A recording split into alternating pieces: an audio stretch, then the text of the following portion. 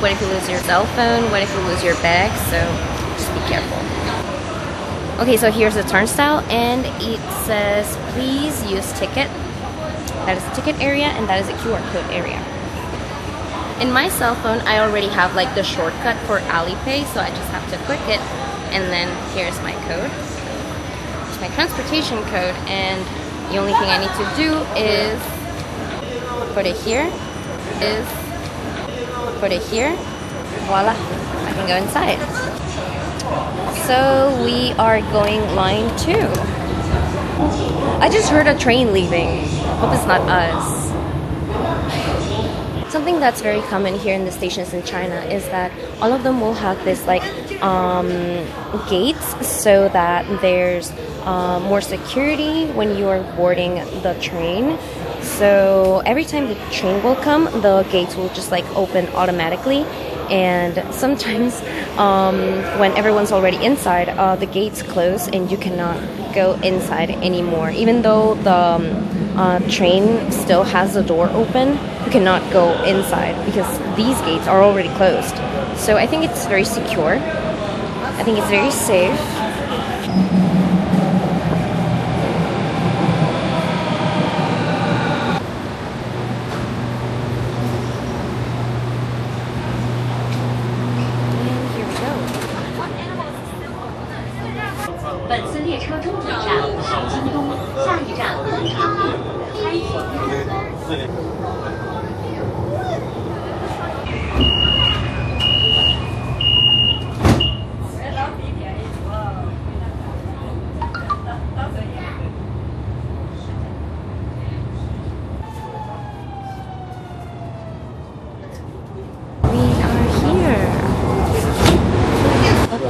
Let's go.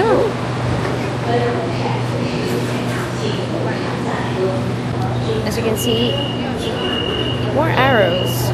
You cannot get lost here.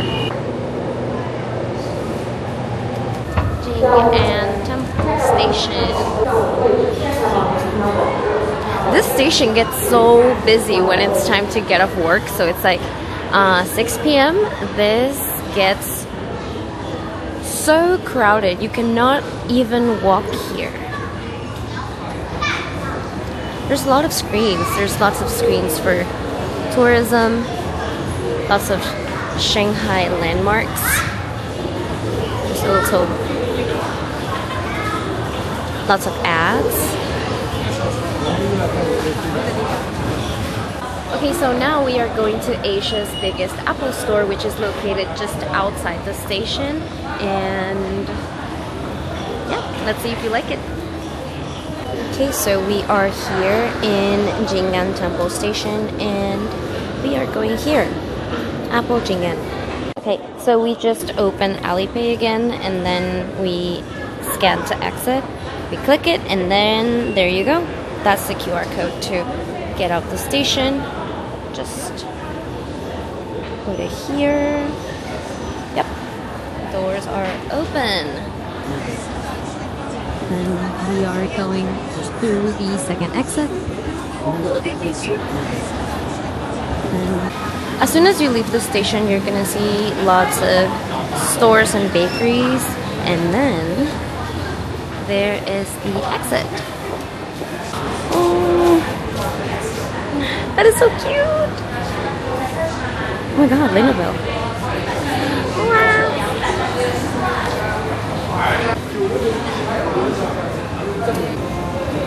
Right after you leave the station, you can see Jing'an Temple.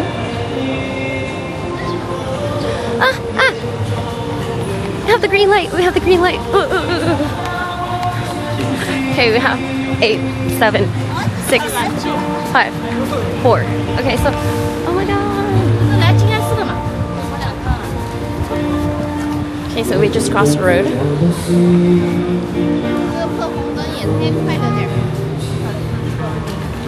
Oh, there's like a summer market here. That's Jing'an Temple. And here is Asia's biggest Apple store. I've never actually been inside. I didn't know it was Asia's biggest Apple store. Now I know. Asia's biggest Apple store. Now I know. Oh, they have like a showroom. I guess they're showing the new thing. Look at this.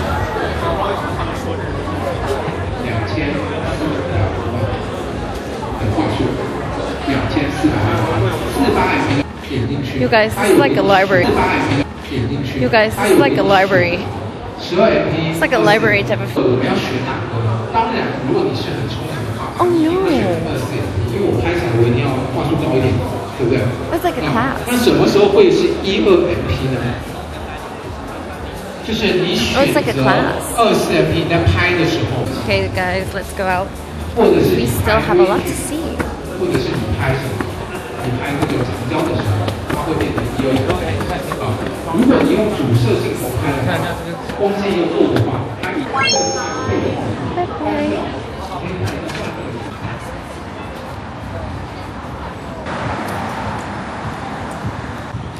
So here is Jingan Temple, and that is the entrance to the station. So it's really close. Okay, so guys, we are going to look for someone else to pull up one of the sticks so we know where we are going next. Oh, hello. I'm doing a video for Shanghai tourism, and we are going through all of Shanghai subway stations. And can you help me draw one of the sticks so we know which subway station we're going next? Okay. Oh, your English is good. Your English is good. This. We are going to International Cruise Center Station. Can you flip it around? Can you flip it? Can you flip it? Oh, mirror egg. Oh, can you show it to the camera? Okay, so we are going to the mirror egg station next. Thank you so much. You're welcome. Thank you. Okay, so now we are going to go line 2 again, and then we are going to transfer to line 12. Oh my god, I have to run. Why is it? I have to run. Ah! Again? Okay, we made it. You made it. Okay, let me show you around the station. We are going down. And there it is, line 2. There's so many things to do in this station. Sometimes I come here just to do nothing, just waste time. I hang around in train stations. The smallest elevator in the world. Okay, so let's see which way we need to go. Okay, so let's open. Not this one. Transport. There it is. Let's go.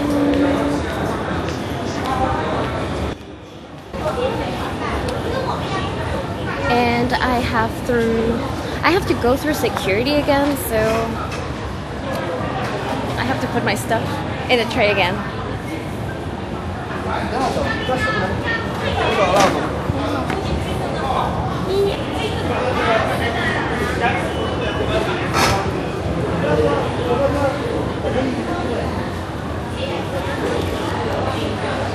I feel like everyone in Shanghai is like vlogging, or it's like an influencer, so if you are recording yourself, no one cares. Here we go.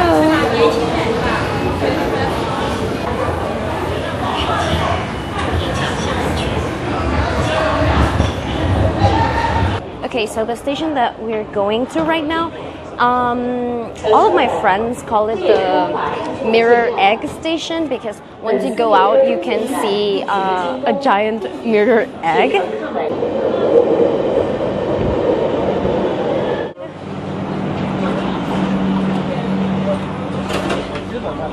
A few moments later.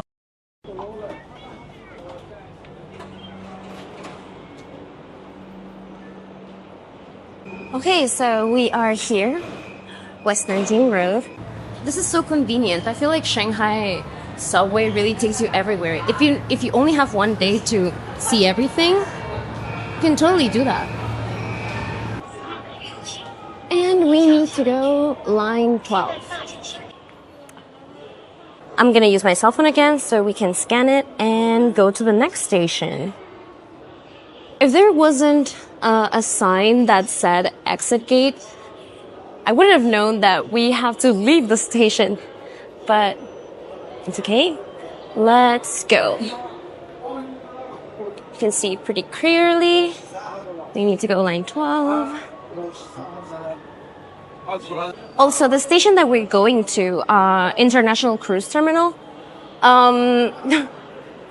in the foreigner circle of friends that I have, we actually call it the Mirror X station because when we get there, you will see that it's a very viral place because I don't know how to describe it. It's literally a giant mirror egg. And there's a lot of pictures online on Xiaohongshu and stuff of people going and taking the most gorgeous pictures there. I've actually never been there, but this is our first time.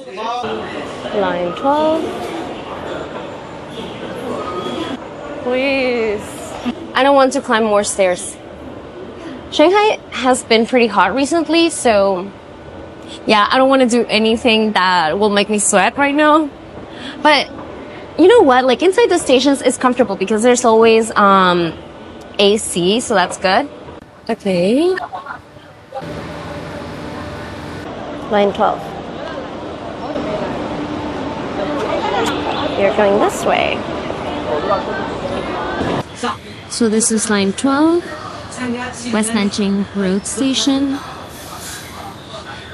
And we have to put our stuff in a tray again. Yeah. There we go. This is my code again. I feel like I've swiped this code like 100 times today. Line 12. At the top, you can always see where we're going. For example, in here, we're in West Nanjing and we are going to International Cruise Terminal. So we are going here. It's 4 stations. Okay, so we are waiting here, and as you can see, Shanghai subway station has a little TV that tells you when's the next train coming. That is so convenient. Also, if you want to use the subway here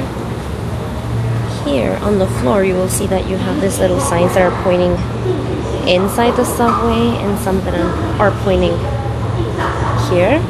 And it's because if you want to go inside the subway, you should stand here and let everyone just pass. To be honest, everyone just wants to be first. Everyone wants to reach their destination quite quickly. So I remember that when I first arrived in Shanghai, I didn't have a debit card because I've been living here in Shanghai for quite a while. Because I was like, oh, everything must be in Chinese.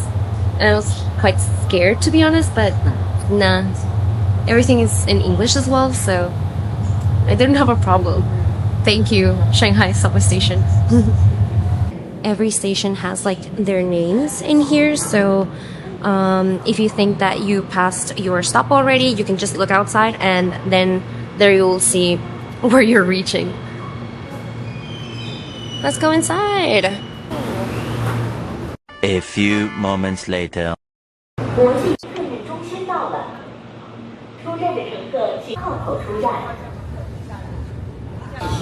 Look at that.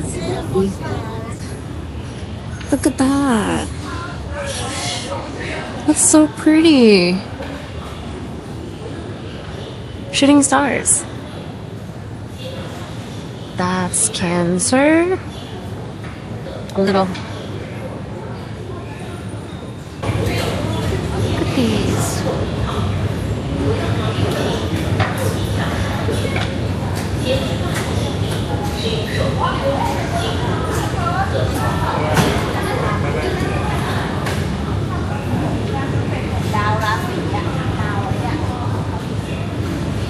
Okay, so to go to the mirror egg, you have to leave through the third exit. But actually, this is in Chinese, so you can't really understand what it says unless you use like a translator or something. If you can't speak Chinese, you won't know that this is the exit, but I'm telling you right now, this is so pretty, seriously.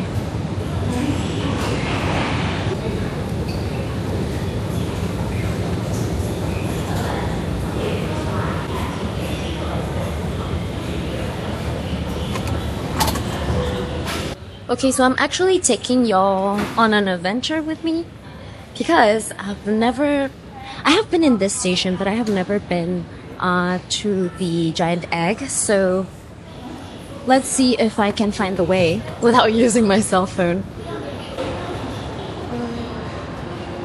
We are in this shopping mall.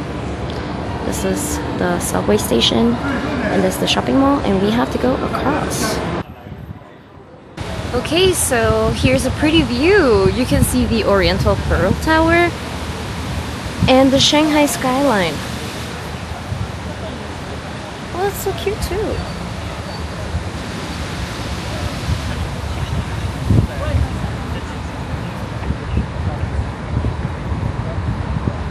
Okay, we just need to find a way how to get there.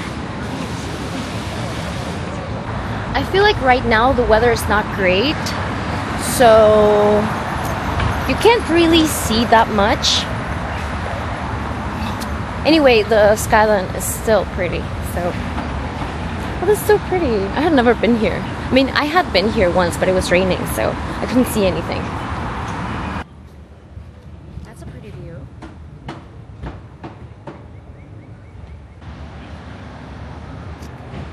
International Cruise Terminal.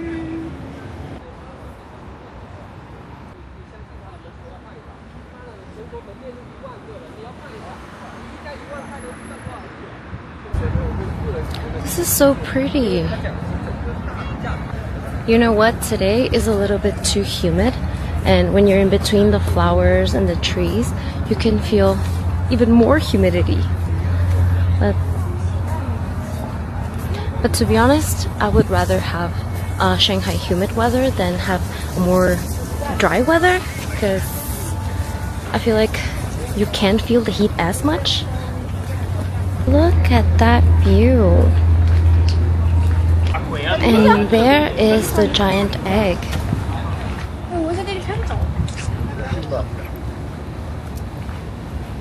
Look at that.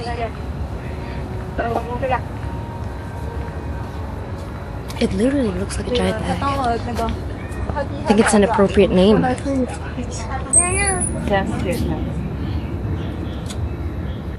Wow, look at this. I feel like this is the perfect spot for a picture. Ooh.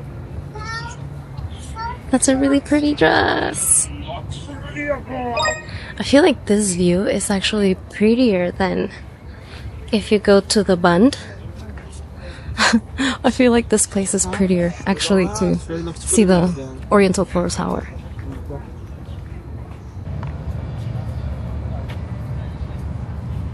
When I arrived in Shanghai, the first thing I did was to come to the Bund and see all the skyline. As soon as I stepped out of the plane, I came here to the Bund to see all the buildings. And you know what? I feel like I have to come again, but maybe when there's less people, so I can take a picture with the egg. Seriously, if you go on any Chinese social media like Xiaohongshu and even on Instagram, you can see that there's so many pictures of people standing in front of this like mirror ball. And I can feel that the pictures would be quite nice if only the weather was better. But you know what? It's really nice to come here just to enjoy all of the trees and the gardens. It's really pretty. See?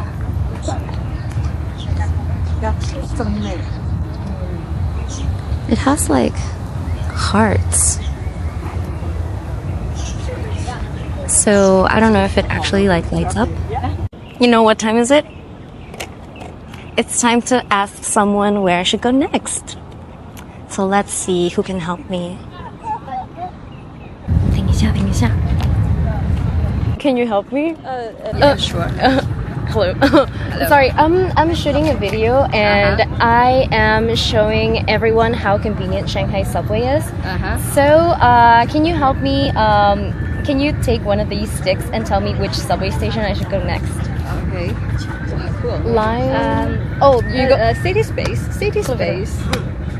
Line 15. Oh, line 15, Wuzhong Road. You know this station? I have never been there, but apparently it has like a city lights, Cool. Yeah, on both sides. Okay. So you're gonna go there right now? Yeah, I'm gonna go there. Right Oh, good luck. Thank you. Thank you so much. Thank you. Bye bye. Bye. I feel like it's hard for me to speak English sometimes. I feel like whenever I'm talking to Chinese people, I'm actually more comfortable talking to them in Chinese. My Chinese 还可以. What are they doing?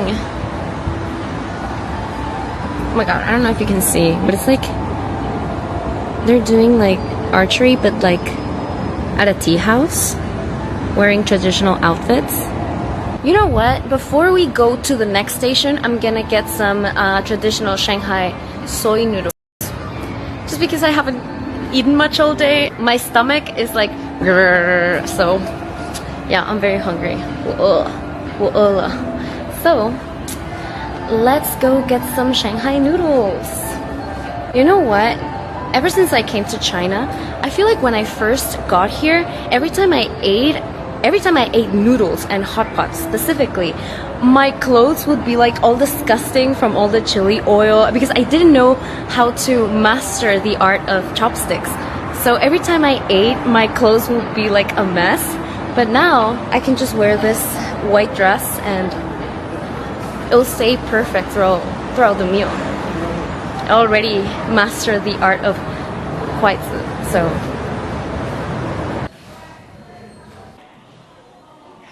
I really like Hongshao and I was talking to a Chinese friend of mine and she was like, of course you do. Every foreigner likes Hongshao, so if you come to China, you know what to order. 你好，对不起我要一万这个。好的，一个长面然后我要这个。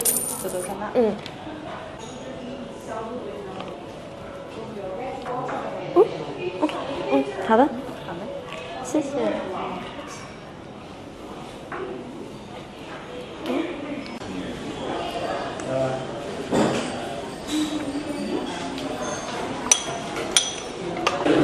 I haven't had potato salad in like a million years. And I'm eating in Shanghai.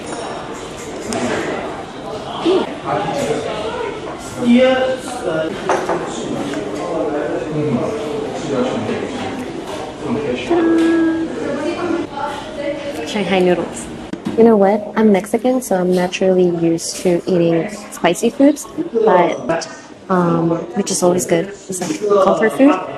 So let's see how these noodles taste like. They're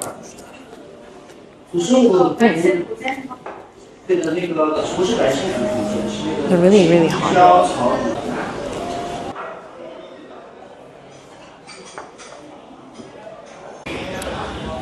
We're going inside again. So this is like peak hour because everyone's leaving work.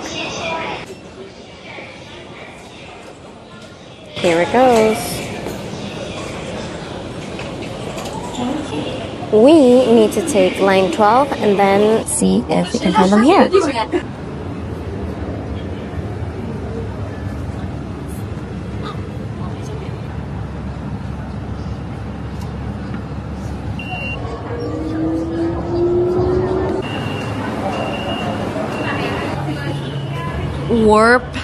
Time warp things in Mario Bros. It really looks like that, right? Tell me you see it too. So pretty. so pretty. Oh my god. Okay, let's go. Okay, so we are at Guilin Park Station. So I guess that's why there's flowers everywhere, because it's a park. And I've actually been here, I think like once or twice before, but I had never like noticed this. Oh, it's so pretty. Okay, so now we have to go line 15. So we have to, oh, wait. So we have to go here. So that's line 15. And it's a bit far. Don't worry. Take a look at this. Wow. I think this osmanthus flower touch for the Guilin Park Station is so cute. Stuff like this make a station so special. This is so pretty. Like I could take a picture here and it would be almost like a tourist spot. That's so cute. So now we are going line 15. This way we're gonna reach Wuzhong Road. Let's go. You want to go? Okay,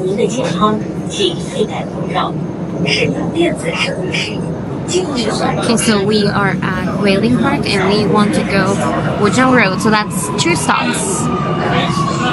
Okay, so this is the screen that I showed you previously in another station.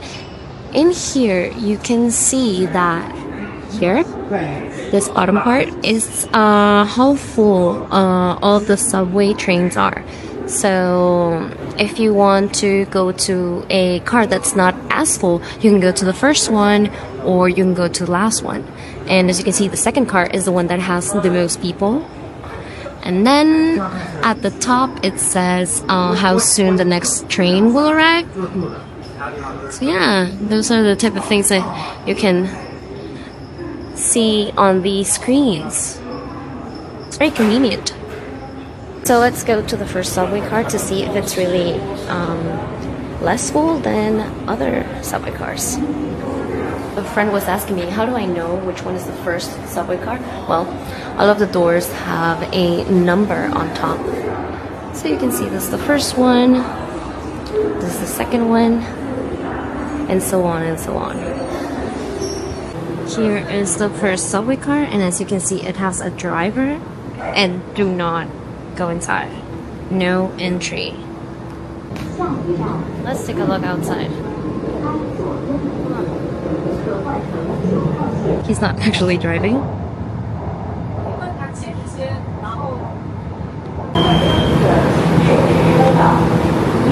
We're here, Wuzhong Road.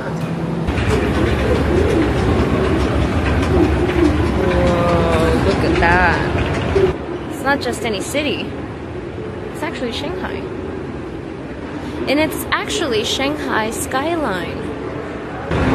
That looks so cool. Look at that. Whoa. Okay, so in this station we can see Shanghai skyline, and like we saw a few stations before, the Oriental Pearl Tower is the one that everyone recognizes when they're talking about Shanghai. This is really, really cool. If you don't have time to go to the Waitan, if you don't have time to go to the Bund, you can come here. So, let's ask someone where we're going next. There's no one. Okay. They just said no. Can you? Hello. Hi. Can you speak English? Oh, okay. Hello. Oh, hi. Do you speak English? Yeah. Yeah, hi. So I'm doing a blog for Shanghai for the transportation system, and we are filming a type of game where you can you pick a stick for me? So then you will decide which station I'm going to. Like, Lujiazui. oh yeah, you're gonna take. Oh, you know, you know. I know, but you're gonna transfer. Can you flip it? What does it say? Team Lab. Oh, great. That's what's so special about this station. Okay. Thank you so much for helping me. Okay. Bye bye. Thank you. Succeed. We succeeded. Woo. So we are here, Wuzhong Road, and we are going all the way to Dongcheng Road. We are at Dongcheng Road. And now we are going line 14.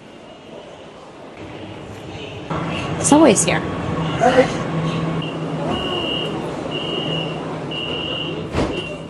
本次列车终点站桂桥路，下一站真如。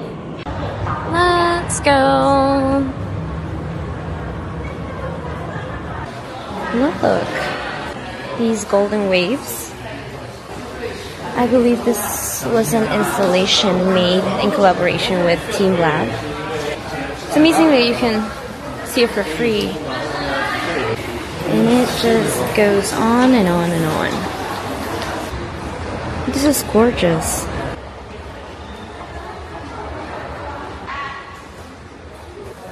I know that there's a Team Lab here in Shanghai, but it's a little bit far from where we are right now. So this might be where you can come. Let's look for exit 2. That way we will be able to see all of the buildings. These buildings look so pretty at night. If you come during cherry blossom season, you will be able to take some really pretty pictures here in Lujiazui. So if you can schedule your visit to Shanghai, come during those months. The weather is not too hot and it's not too cold either, so I think it's very comfortable. Yeah. So exit 2 is the fastest way to reach the Oriental Pearl Tower. I need to find those 3 buildings so I can take a video just like this one. Okay, so those 3 are the buildings that we need to reach. It has quite the light. It says, "Welcome to Shanghai." I think finding this this bridge is the best place to take a picture with the Oriental Pearl Tower and everything else in the Shanghai scenery.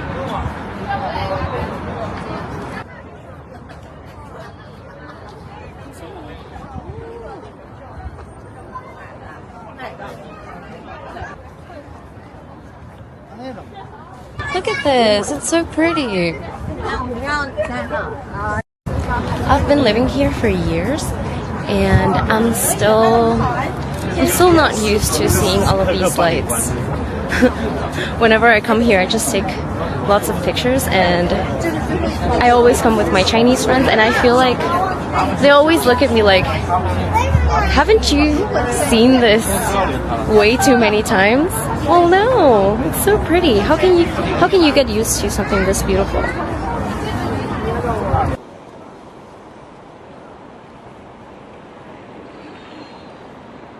You know what? I actually think that there will be lots of people queuing for the picture. Oh my god. Okay, so here it is. This is the actual place where you should be taking a picture here in Lujiazui. Here you see it. In the middle of these 3 buildings. But there's a lot of people. Oh my god. And you know, I'm just scared of putting the camera down or my cell phone down and someone stomping on it, so I think I'm gonna need some help. Okay, so we're gonna try.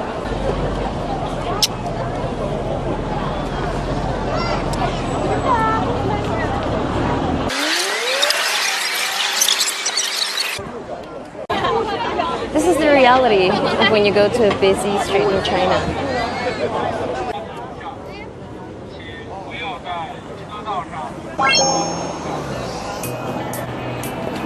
Take a look at this.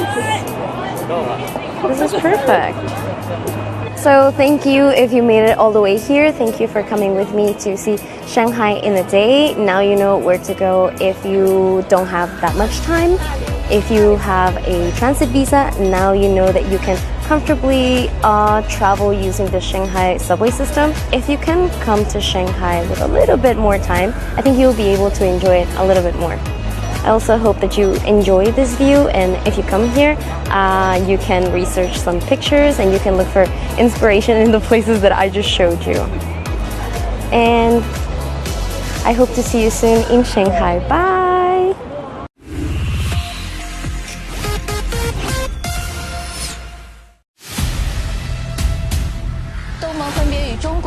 美国联邦政府关门的危机，俄乌冲突将是笼罩此次峰会的阴影。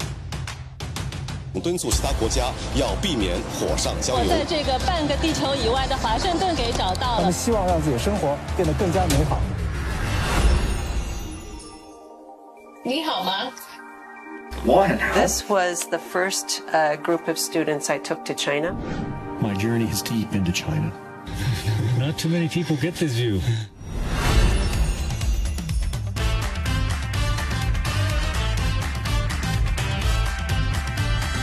Very inspiring to look at.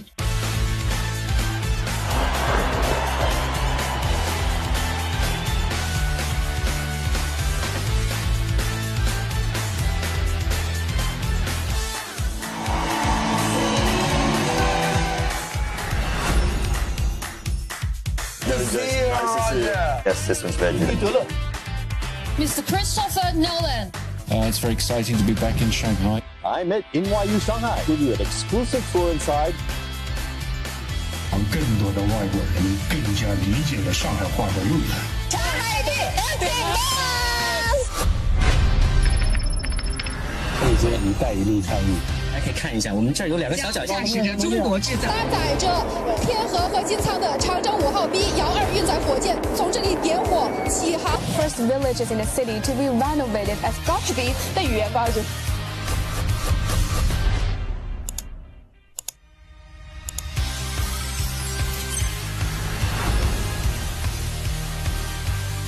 Welcome to the premiere of Chinese puzzle. Learning the differences. 对我佩服，让月光下却一直害怕自己退步，你别。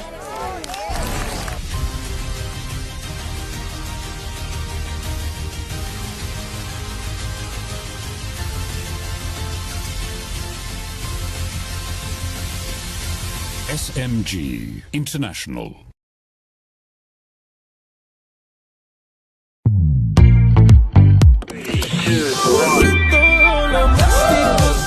Shanghai! I think it's my 5th time coming to Shanghai, but I have never been to in this building. Thousands of runners and roller skaters took over Shanghai. Over 3 days, 12 student teams raced machines in Shanghai. I was about to search what to do in Shanghai this weekend. Then I looked up. Turns out everyone's already here. This is the world's largest Molly exhibition. Cast and crew for Reborn, Revenge of a Cleaning Lady. This is a TCM-themed fair in a Shanghai shopping mall. You know, the machines are getting serious attention. It's hot. This year's Spring Festival Gala has once again put China's humanoid robots in the spotlight.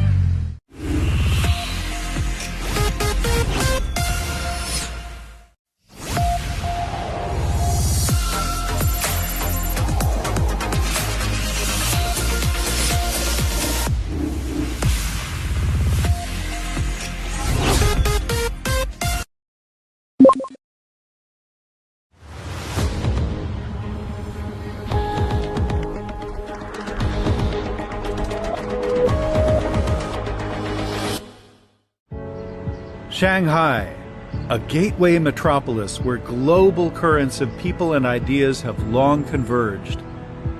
If these walls could talk, what stories they'd tell.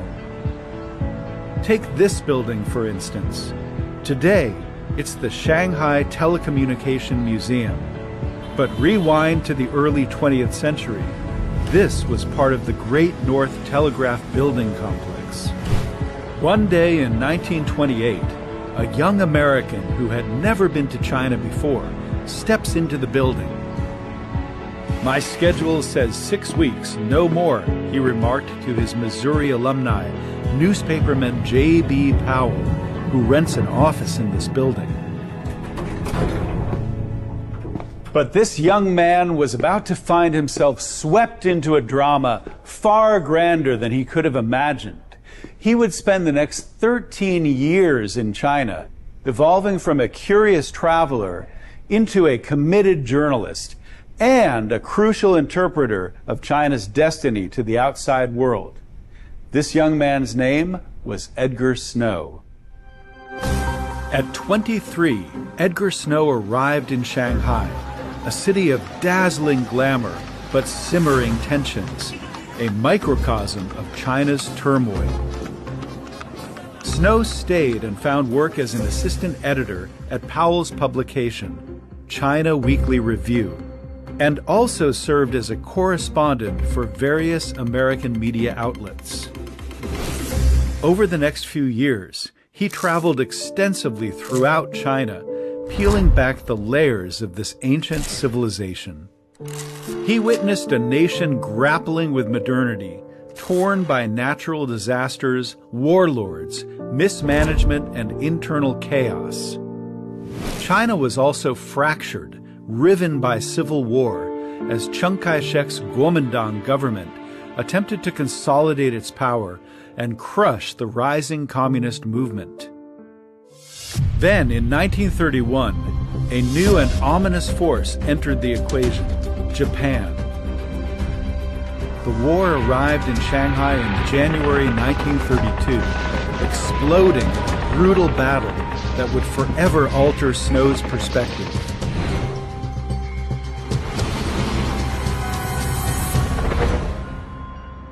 Right here, this preserved section of railway isn't just a relic of the past. It is a powerful reminder of a pivotal moment in history. This was the site of fierce fighting, where the Chinese 19th Route Army bravely resisted the invading Japanese Marines. Edgar Snow was not far from this very spot when the Japanese launched their initial assault. He witnessed firsthand the full carnage, the shocking brutality of modern warfare unleashed on a city utterly unprepared for its fury.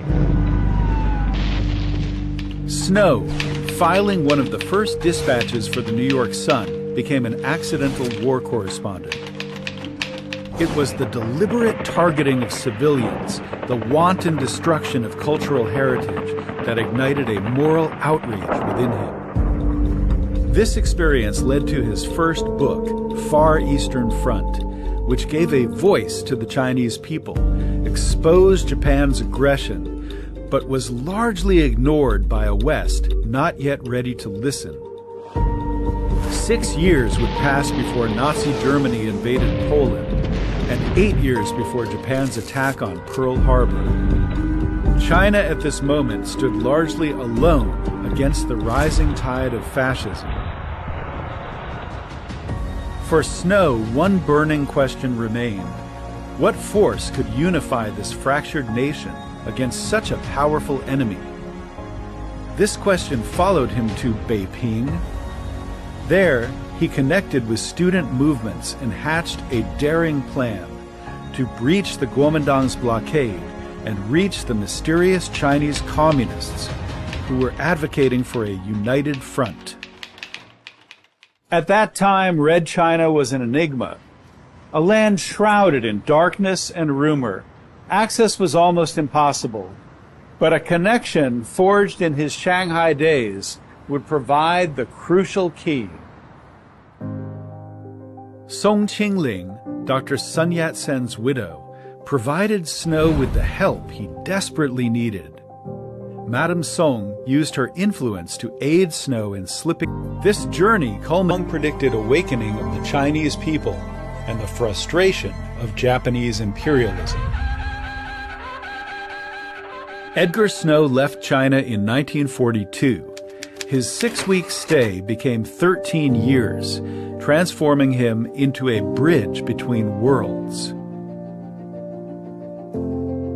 Years later, Edgar Snow returned, publishing The Other Side of the River, a reflection of his revisit to China. The title itself was a powerful metaphor, a symbol of the deep divide between East and West, and his enduring mission to bridge that gap, a message that still resonates today.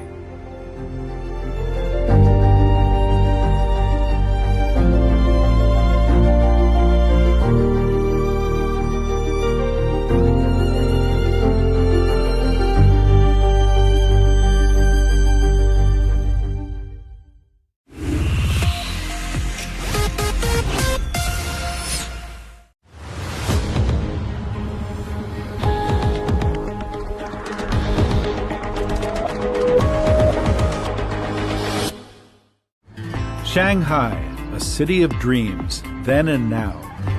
Beneath this glittering modernity, layers of history, stories etched into the very stones of this city. Wukong Mansions. Today it stands as a rather chic address, a popular destination for visitors to Shanghai. Built over a century ago, this building is a silent witness to countless human dramas. One such story which I'd like to relate revolves around a resident here in the 1930s. She arrived with little prior knowledge of China, yet her experiences here transformed her into a passionate advocate for the Chinese people. Her name was Agnes Smedley. In 1929, Agnes Smedley arrived in Shanghai as a foreign correspondent. In her mid-30s, she carried the scars of a life defined by poverty and hardship. This furnace forged within her a fierce independence and an unshakable empathy for the downtrodden. Shanghai, a booming international port, was a tinderbox of tension. Western powers held sway, the Kuomintang crushed dissent, and gaping inequality festered. Yet within this volatile city, left-wing movements ignited, drawing Smedley to companions in arms.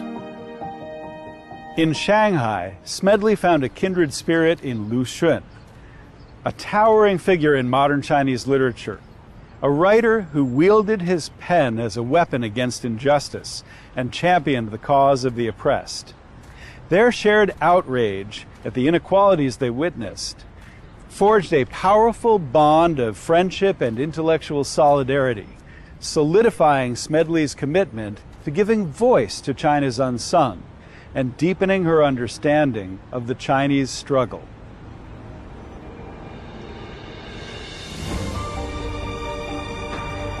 Their bond transcended cultural and linguistic barriers. Smedley gifted Lu Xun her own autobiography, capturing his image at his birthday. He, in turn, entrusted her with translating his vital works and welcomed her into discussions with fellow writers.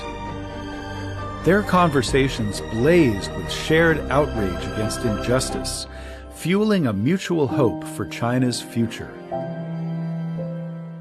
But while the salons of Shanghai sparked ideas and nurtured thought, it was the roar of Japanese bombers in 1937 that ignited action. Smedley traded city comforts for the smoke-filled hills of northern China to see and to tell what the world refused to face.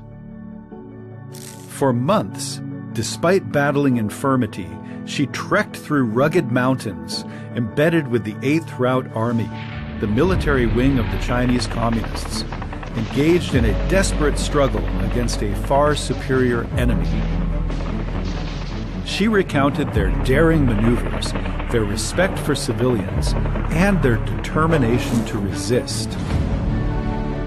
It can be said that practically the whole population arose wherever the 8th Route stepped foot, so that the 8th Route had two expressions heard on the lips of every man in its ranks.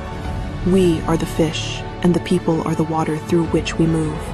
And wherever a Chinese stands, that is our front and our rear. That is our base. Wherever there is Chinese territory, that is our base. War's brutal realities fueled Smedley's appeals for aid. But her dispatches stood out. She focused on the human cost.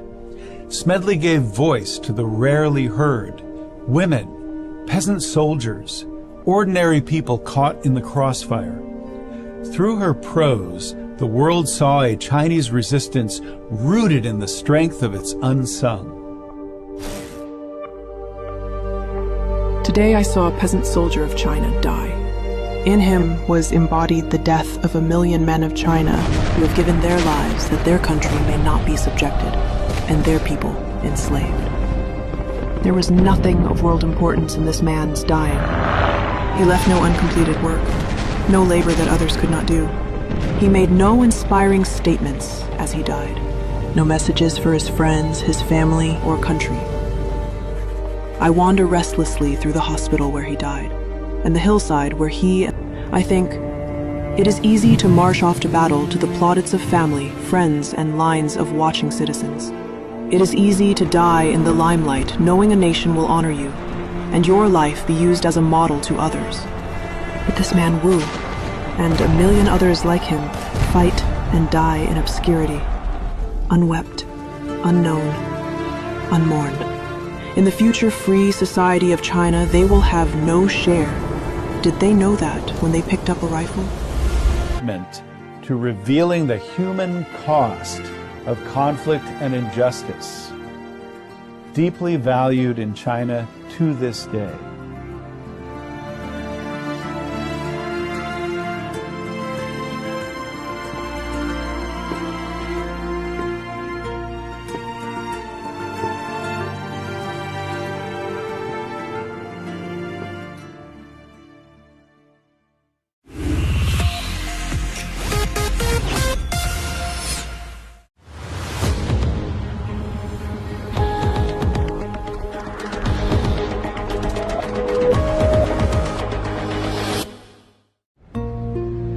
This is the Great World Amusement Center. For nearly a century, this building has stood at one of Shanghai's busiest and most iconic intersections. On August 14, 1937, the second day of the Battle of Shanghai, a bomb dropped from the sky, exploded here, causing unimaginable chaos and calamity. Amidst the carnage, an American journalist rushed to the scene, meticulously documenting the devastation in his notebook. He had long foreseen this widening conflict, a war that was destined to engulf not only China, but the world. His name was John Benjamin Powell. J.B. Powell arrived in Shanghai in 1917. He soon took the helm of a local publication, China Weekly Review. Shanghai became his home. This vibrant land captured his heart, and he grew to understand, then passionately defend China. He very much enjoyed China and living there, and he liked Chinese. He became a Chinophile, you know, somebody who actually loved it, you know, went there and fell in love with the country. In September 1931, Japan's invasion shattered the fragile peace, irrevocably altering his life. Powell traveled to Dongbei and was among the first to alert the world to Japan's aggression. He would go on to claim until the end of his life that this was the true beginning of World War II. From that pivotal moment, the China Weekly Review, under Powell's resolute editorship and with its international reach, took an unyielding stand, exposing and condemning Japan's escalating aggression.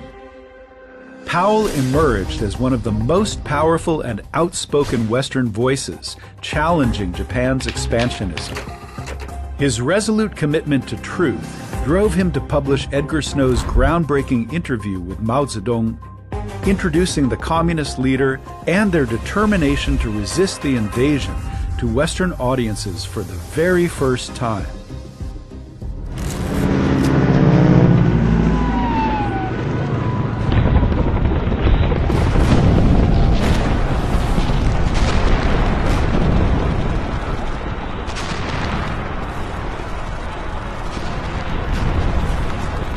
In 1937, the Battle of Shanghai. The war arrived at J.B. Powell's doorstep. Seeing this brutal conflict firsthand, so close to everything he knew, strengthened his unwavering belief in the absolute necessity of stopping Japanese militarism. Many of Powell's urgent warnings about Japan's intentions fell on deaf ears as the U.S. remained isolationist.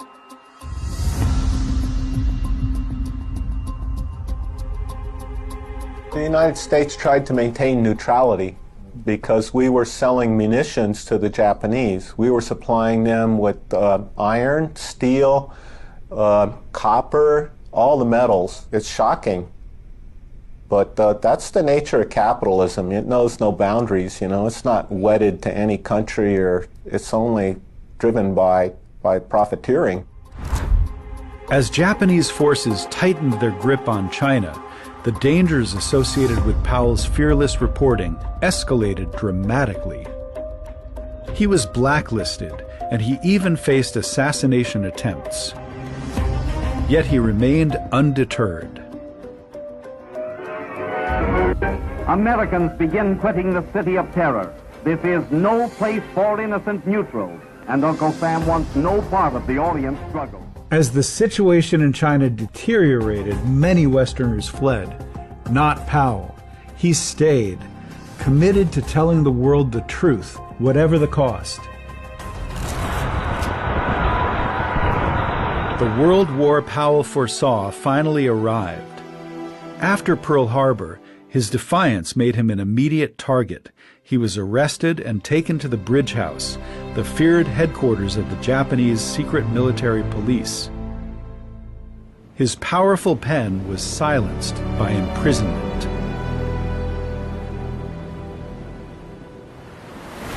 After months of suffering, Powell was finally released in a prisoner exchange in 1942.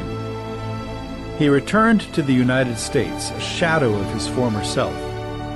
But he remained a powerful voice, sharing his experiences with the American public and shedding light on the horrors of the Japanese occupation.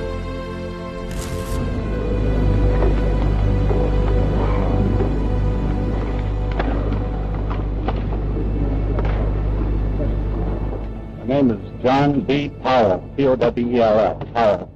In 1946, he stood witness at the Tokyo Tribunal, ensuring that the world would never forget the price of aggression. Though his health would never fully recover, he wrote his memoirs, My 25 Years in China. In the end, he wrote, I am convinced that after this war is over, China will once more forge ahead as a nation, and that her future will be one of importance to all the world. I hope to have some part in that future as I have had in her past.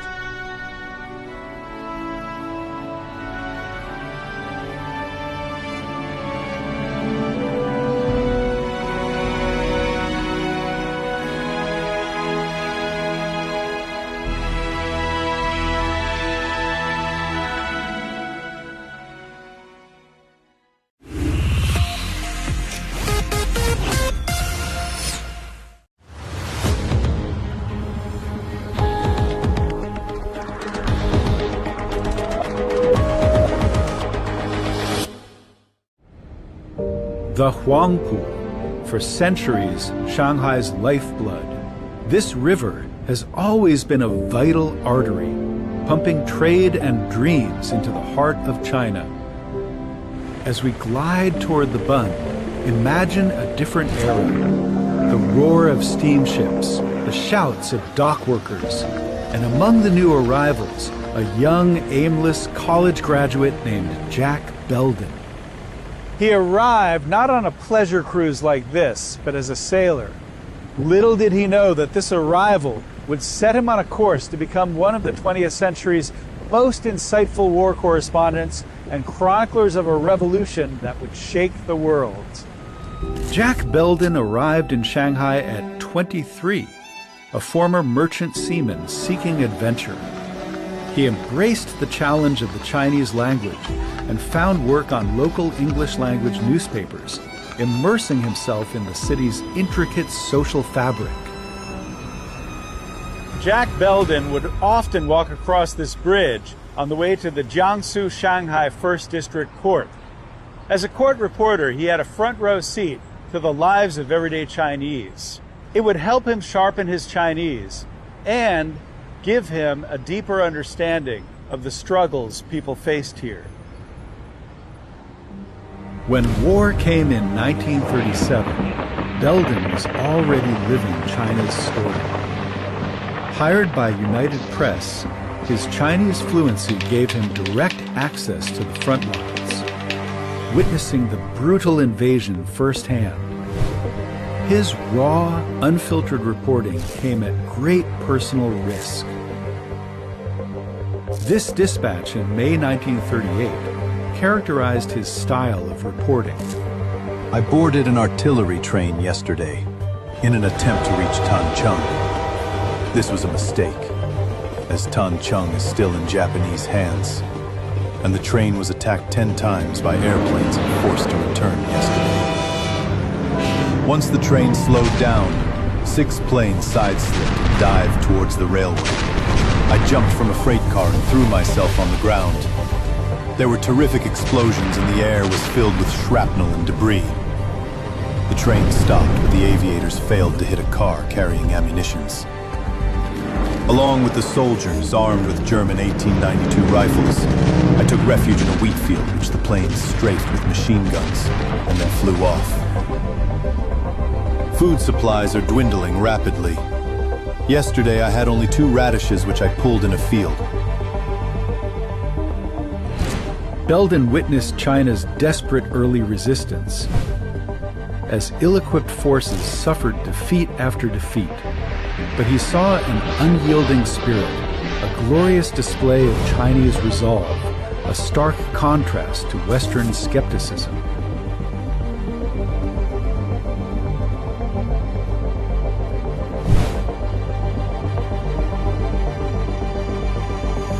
By 1938, Jack Belden had traveled 10,000 miles through 9 provinces, earning him a reputation as China's most intrepid war correspondent.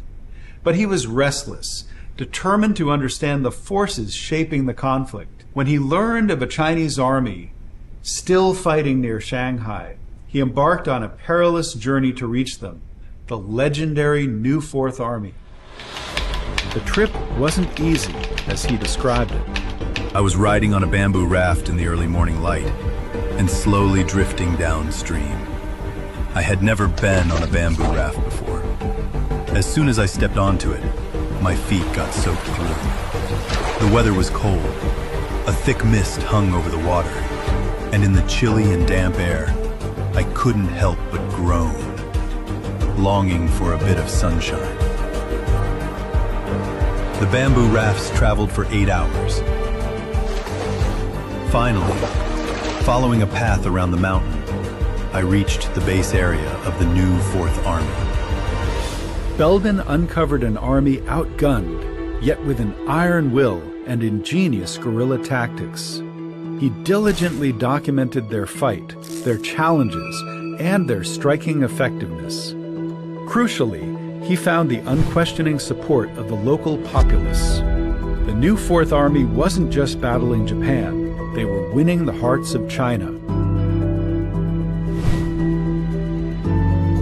Belden's report was not only a journalistic scoop, but also an important morale boost. His dispatches were translated into Chinese and widely publicized, adding to the belief that China would prevail eventually.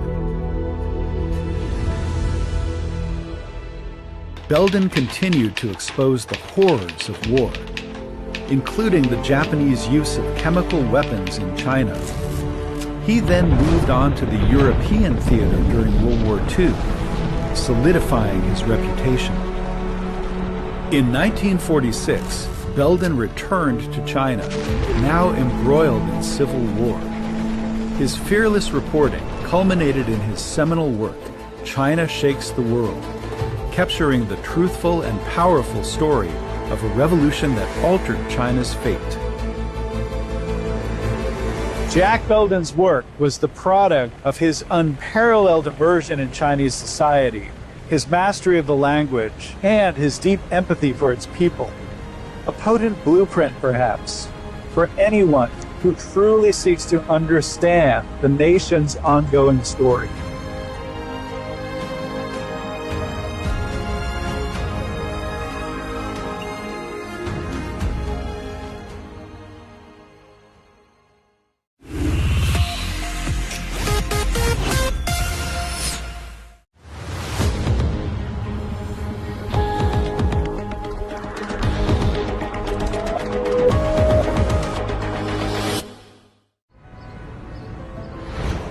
This is the Shanghai that Harrison Foreman captured from this very spot along Suzhou River. The imposing Broadway mansions stand almost alone on this side, while across the water, Pudong was largely undeveloped. Look now. This vista, once so empty, is a testament to the relentless dynamism of Shanghai, a place where East meets West in a breathtaking dance of modernity. It was here in Shanghai, amidst this ever-evolving landscape, that Harrison Foreman's lens began to tell a momentous story, his extraordinary journey through a China at war.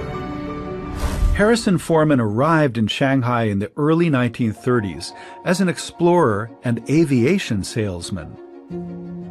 Photography was initially a tool for exploration, and Shanghai became his compelling subject. But in 1937, Japan's full-scale invasion transformed Foreman from a curious observer into a frontline witness, from a casual traveler into a war correspondent. He ventured far beyond the city, trekking through China's war-ravaged heartland. His photographs and dispatches captured not just destruction, but a nation's unbroken fortitude.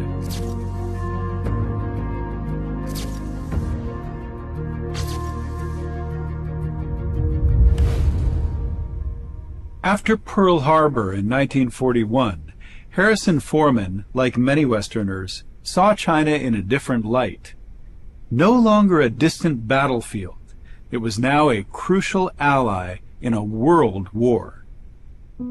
His dispatch to the New York Times prompted the paper to publish an article titled "Japan's Gift to China." In it, the Times wrote, "In spite of the fathomless misery which they set out to inflict upon her, and did inflict upon her, they have caused her in 5 years to make more industrial progress than she otherwise might have made in a generation." For Harrison Foreman, the war was transformative. He wasn't just capturing moments in history. He was documenting the resilience of the Chinese people. But amid the wreckage, he was also deeply troubled. Foreman saw China's deep fractures. The Kuomintang blockaded communists, while Japan remained the true enemy. His photos showed a nation under siege, but one piece was missing: the communist heartland of Yan'an. In 1944, after years of denial, Foreman gained rare access. What he found defied Kuomintang portrayals: disciplined, organized, and deeply committed revolutionaries. He interviewed nearly all of the communist leadership and photographed freely. Foreman embedded with the 8th Route Army, witnessing their battles firsthand. He saw soldiers living among the people, upholding strict codes of conduct, earning trust through service. It was an army unlike any he had seen before. In his notebook, he wrote, "These Paluchun regulars may not have been the best equipped troops I had seen in China, but they certainly were about the best trained and best disciplined ones. Soldiers in almost any other army on a route march carry their rifles as they please. These carried them parade fashion, angled on the shoulder, and marched all day that way. At overnight stops, the people don't mind taking them in because of 8 Don'ts Creed for all Paluchun. They clean up all houses, return all borrowed articles, all exemplary in behavior, and treat well of Lao Pai in behavior, and treat well of Lao Pai Xing. This is something revolutionary in Chinese military history. These Paluchun are proud to wear the uniform, and the people are best." One of its first glimpses of wartime Chinese communists. 4 years later, he witnessed the Kuomintang's collapse and Shanghai's liberation. The same disciplined soldiers he had once met in the north now marched into the city. Balu, or 8th Route Army, as he still called them by that name in his diary, slept on the streets, protected the city, ensuring Shanghai remained intact. Not a single historic building he photographed was destroyed.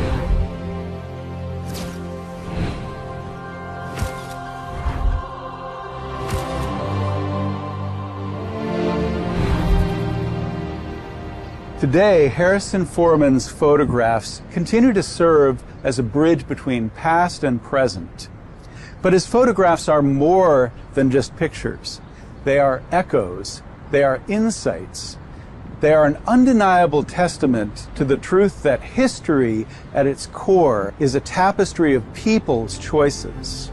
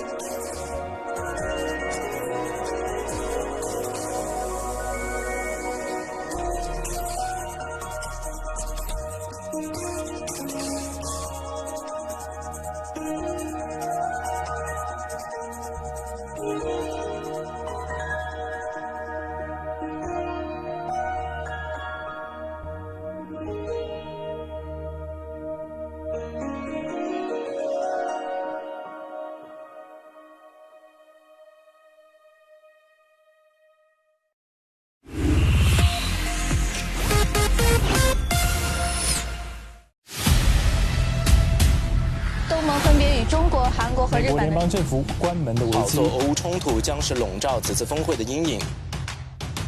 敦促其他国家要避免火上浇油。在这个半个地球以外的华盛顿给找到了。他们希望让自己的生活变得更加美好。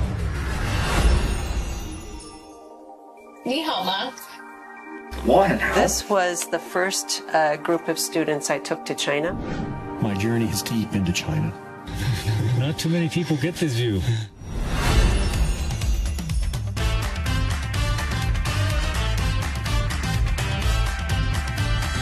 Very inspiring to look at.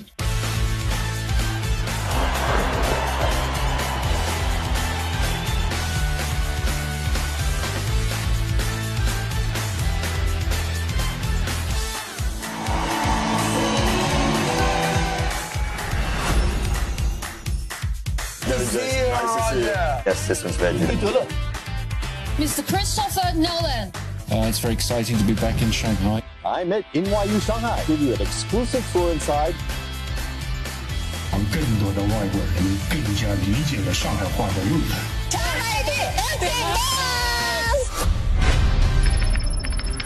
为这“一带一路”倡议。大家可以看一下，我们这儿有两个小脚架，中国制造。搭载着天河核心舱的长征5号 B 遥2运载火箭从这里点火起航。First villages in the city to be renovated as 高士比的语言高就。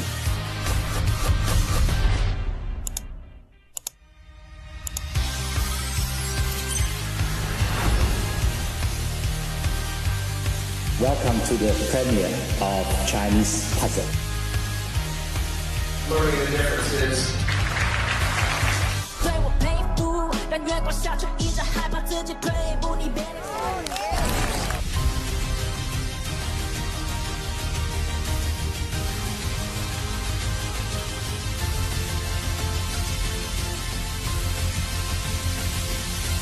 SMG International.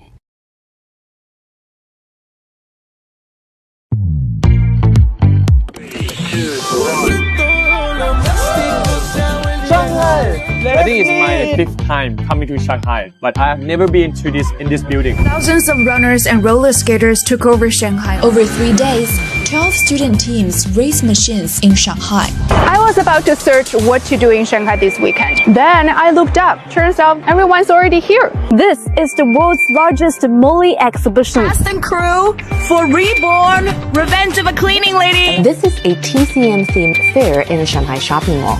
You know, the machines are getting serious attention. It's hot. This year's Spring Festival Gala has once again put China's humanoid robots in the spotlight.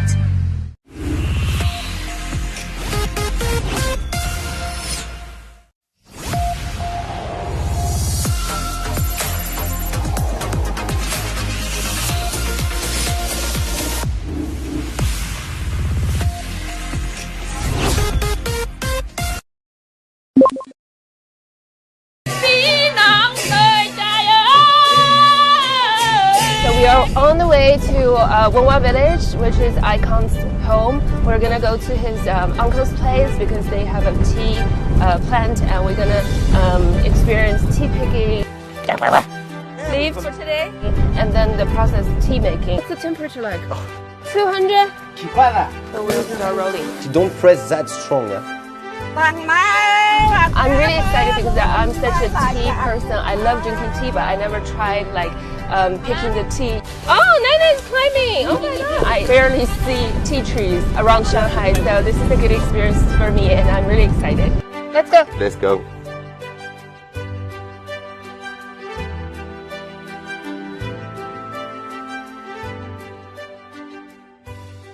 So what time do they usually start tea picking? Early. Very early in the morning? Yes. Jetla! What does that mean? Pick tea? How do you say it? Jetla. Jetla. So la is for tea or jet? La mean leaf. La mean leaf. So jet means pick. Yeah, pick Jetla. Jetla. Let's go jetla. Hi, are you going with us? Is she going with us? Oh, of course. Hello, She's so Lucky. excited already. Jetla, let's go jetla. Jetla, go to forest, pick tea. Nana is beautiful today. This side is correct. Yes, it was like this. Nana, hi. He's wrong. Yeah. So we are now following Maki, Icon, JC, and Nai to the tea garden. Look, Nai is wearing green today. Yeah. Because we are You see? going. With some color Yeah, almost. it's matching color. Nice. Lang, lang. That means beautiful, right? Yeah. I remember. Yes. Lang. Look, I'm wearing green too. Oh my god, I didn't realize.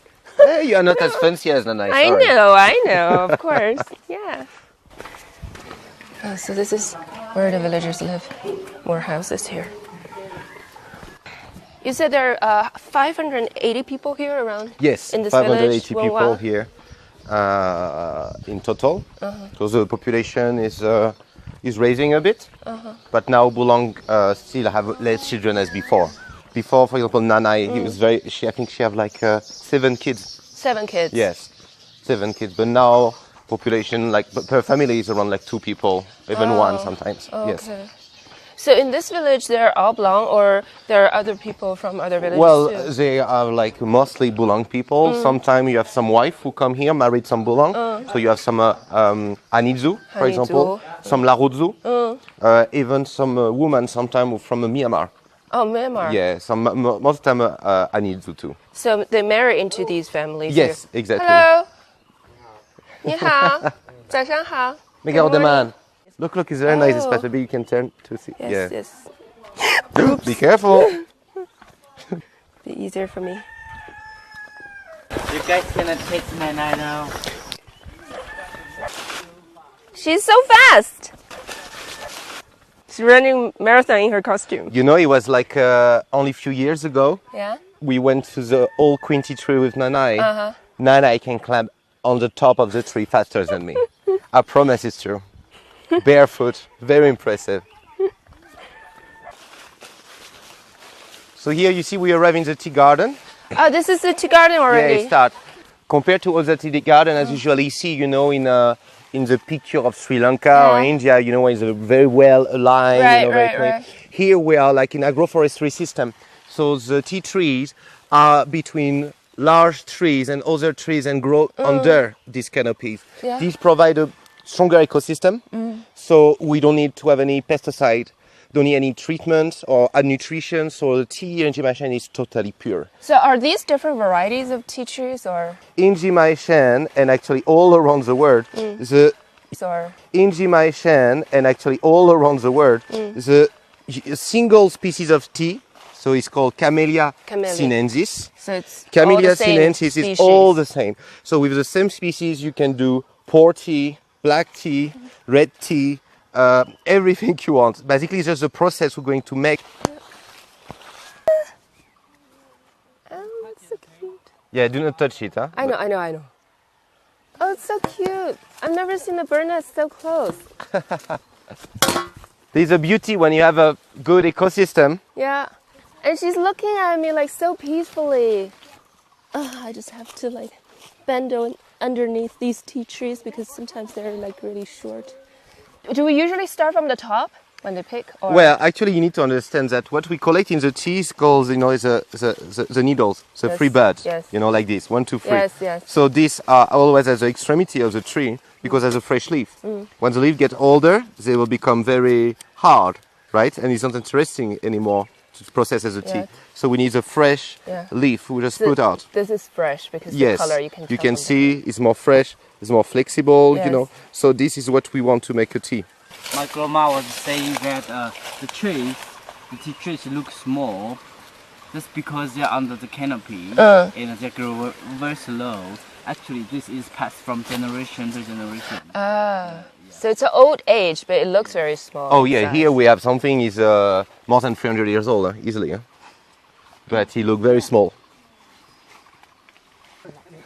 So is there any particular skill or just pick the yeah, you do have a skill. Let me show you in something on your height. Come closer. Okay. I will show you.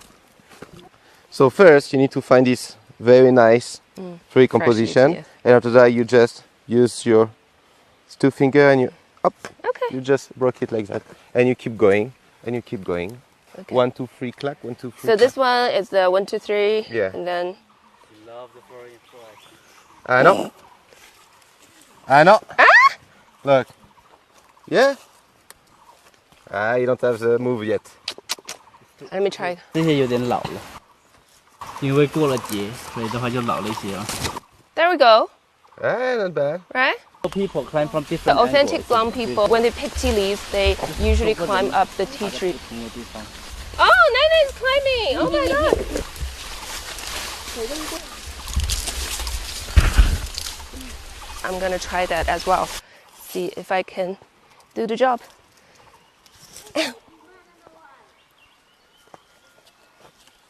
Okay. Is this right? It's correct. Okay. Now you try to bend the tallest branches. Yes. There we go. You pick it.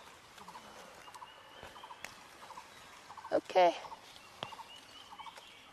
And now get this one from the top. Ah. Okay. There we go.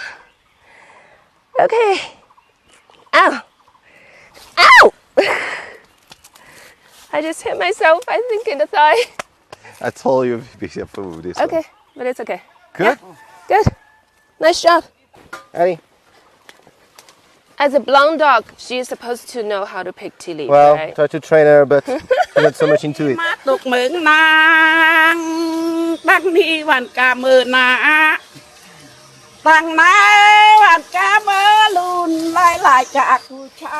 for the blonde people, they start very early in the morning to pick tea leaves, and they do this for like 8 and 9 hours a day in this big Shanghai.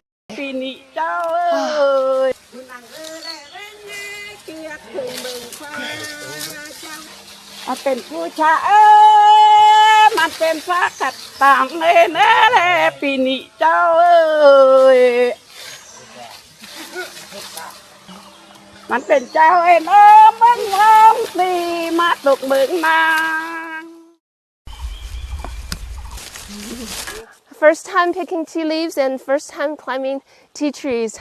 It's quite a unique experience.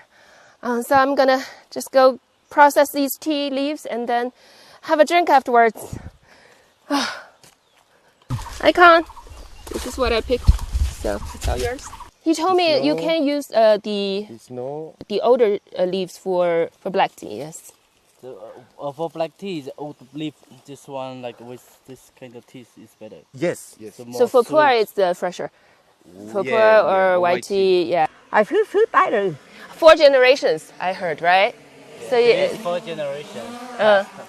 So this tea garden has passed on for 4 generations to at least. Today we're going to process a traditional raw pour tea. Okay. So the traditional tea process of Bulang people. All right. So Uncle said in the harvest season, they get up very early in the morning. They go to the tea garden and start picking leaves at 7 o'clock.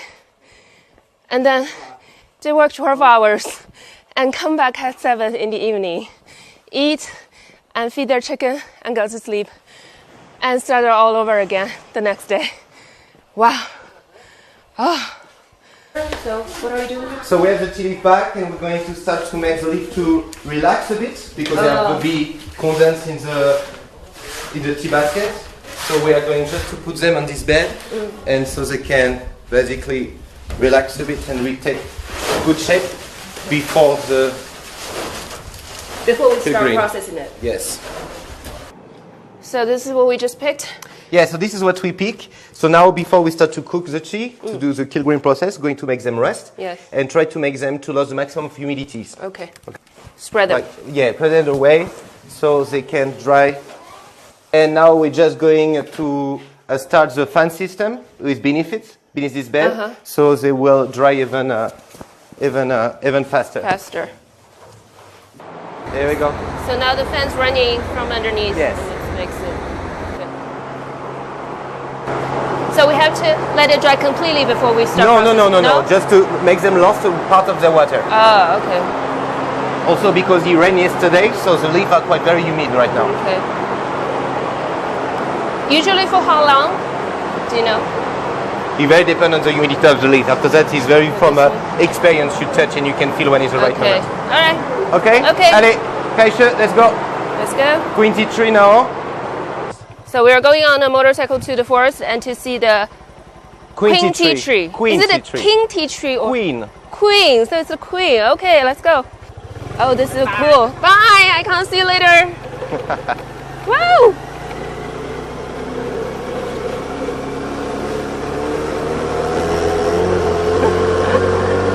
It's the best way, here. Yeah. to use motorcycle because during the raining season, even sometimes the car cannot pass, specific. And many families still do not have car here. They don't have car? Many of them still do not. But we see a lot of cars in Wenji. Because in Wenji people maybe have more money than in the people. village. Yes. So they all use motorcycles here. All of them.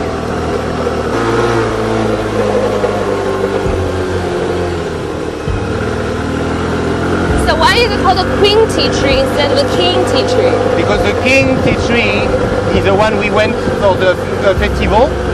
Ah, the worship. So the worship thing. Yes.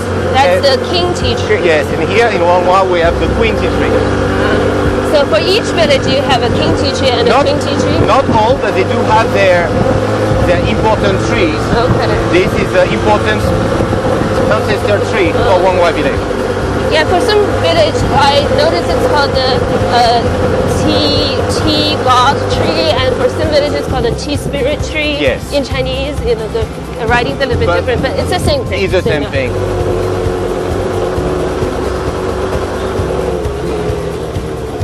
This place is all covered by forest. Here we go. Are we there? Yeah, we are. Okay, there we go.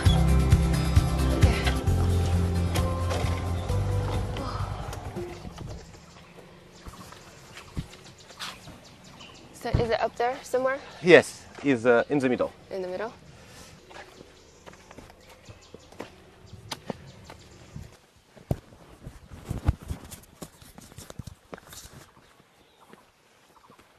Oh, this is the queen tea tree? These are queen tea trees of Wangwa village. So you see people came to do the offering. Yes. Here. So they also worship this tree? Of course, it's very important for local people. So here, if you want to collect the leaf, you have no choice, you have to climb. Okay. So why is this one called the queen tea tree?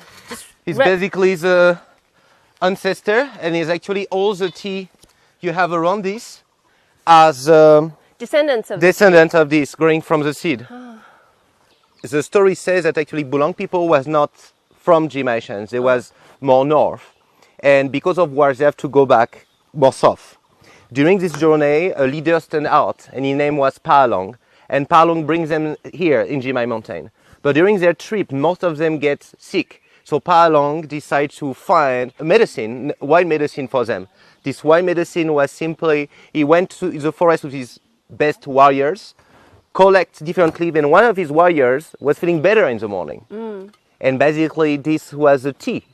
So Pa Long and his warriors decide to collect the seed from this tree, put on their basket.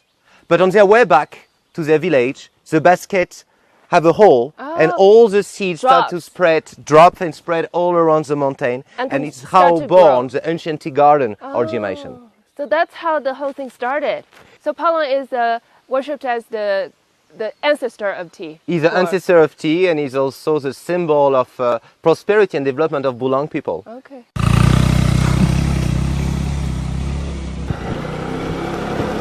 Is this a private area? I mean, can tourists come or? People can come, of course. But they won't come because they don't know this place. Exactly, it's correct. So actually it's not too many people. Some people will walk here, but it's not quite common, not often. But it's the best part, look at that. And you can't drive in here. This is not for cars. Look, you see this water? Yeah. You are thirsty? This is spring water? Oh, very good water. Let me try. Okay, I'm gonna taste the spring water from Jimaishan. Actually, you know, what I do most of the time, when I'm working in the land, I in purpose don't drink for hours just to come here, and to enjoy the water. I was told by my friend who knows a lot about tea, they said you must use water from Jimaishan to boil the tea from here in order to get the best taste. To be honest, the water have very big impact on the tea when you brew it. And from the different water you can have different feeling on the tea. And it is true that drinking Jimaishan tea with this water is a totally different experience. You know, this is very expensive in Shanghai, so it is. I should have brought a bottle, and just get as much as I can. But honestly, I can't taste any difference. Oh, come on. It just doesn't have that alkaline smell, you know, in our water system in Shanghai. But I mean, compared to other spring water, I don't know, like the difference. Oh, well, crispy. To develop more your taste buds and yeah, I know. try it more. Don't drink too much. Actually, it's not drinkable. It was just for the video. It's not drinkable? Yeah, just for the video. Really? No. Shut up. I don't trust you. Now I know most things, you know, most plants and things in the forest, they are edible and drinkable, so. There we go. There we go.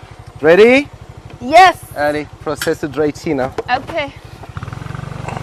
So we are going back to the village and we're gonna start processing the tea.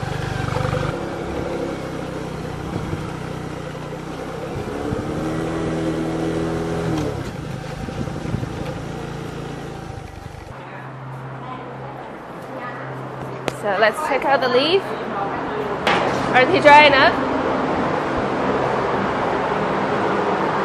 So you think they're much drier already? It's drier already. Okay.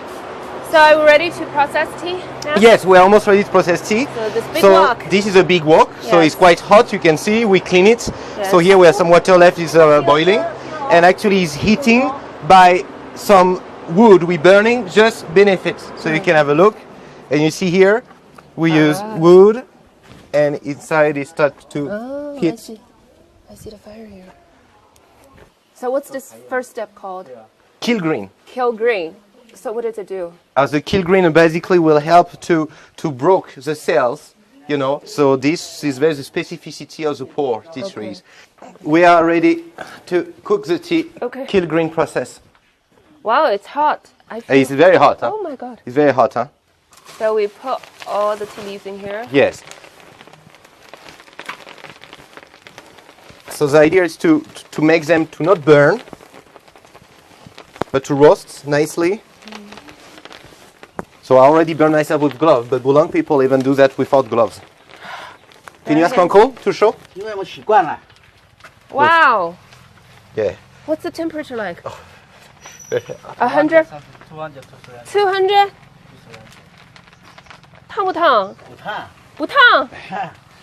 Your hand cannot touch the wall. Yeah, of course You not. have to make the tea and use the tea. Oh, it's Protect warm. yourself.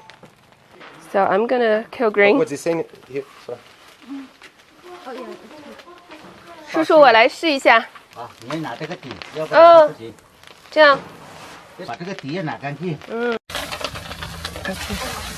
是从 from the bottom. Oh, I touched the rock. It's really hot. I touched the bottom of the rock. It's really really hot. 这样，就从下面。You told me I had to go from the very bottom. Ah, it smells so good. So imagine when it's like almost 40 degrees outside and you are cooking the tea. I'm like having a sauna actually, you know. I'm facing this like doing a facial, you know what I mean? Yes, it's very good for the skin. That's why the blonde people have so good skin, like icon. That's the secret. And she looks more skillful. Yes, it's very skillful. Really, right? Very good for that. Yeah. Oh! Wow.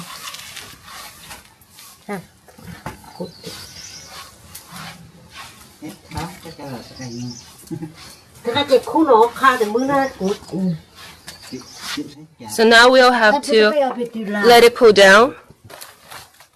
Do we have to wait till it completely cools down or just it will not be too long actually. Amazing. I love this smell. The aroma. So when you go at night in the village, at the end of the day, all family are cooking the tea, and all the full village of the tea aroma. You have a cloud of fresh tea aroma. It's just very beautiful and extremely floral actually. Yes. This is the specificity of the tea of Jimaishan. We say it tastes between honey and orchid. Honey and orchid. So go on the hair like that and make the leaf too nicely. Yes. Okay. So we'll have to wait till it completely cools down before we can roll it? It's correct. So after it's cooled down, we can start the process. But what now, you know, we need to be gentle, you know, with the tea. Okay. So now we can start rolling? Yeah, now is the process of rolling. So she will have to show you how to roll the tea the traditional way by hand. So this is the next process, right? Yes. So here we're going to roll the tea and broke all the cells of inside the tea. So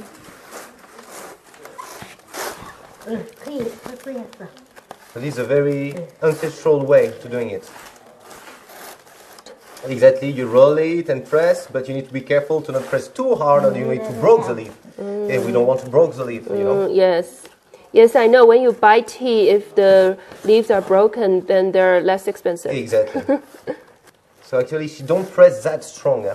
He look like, but he's not. Yeah, it looks like she's pressing really, really hard. But actually, she's not, right? Yes, she's not. And you see, step by step, the leaf starts to get rolled on herself. Yes, you see? yes. So little by little, you see this one, it Yes, starts already. yes, yes. And this is what we want. So this is still under process. Huh? Oh, that's why we buy tea leaves. It's rolled like this. Exactly, because it gets rolled like that. So here's the rolling process is finished. Yes. So right now what we're going to do, we're going to dry these tea leaves. So we're going to put on the ground like a large carpet made with bamboo weaving and going to directly dry that under the sunlight. Is that going to be on the floor in the yard or on top of the roof? Well, so depending on the family, sometimes they dry in the small basket. Here, this family have on the top of the house, you will see. Do you want to help? It's okay, it's good. No, no, it's okay, it's okay. It's better if I don't touch it, I think.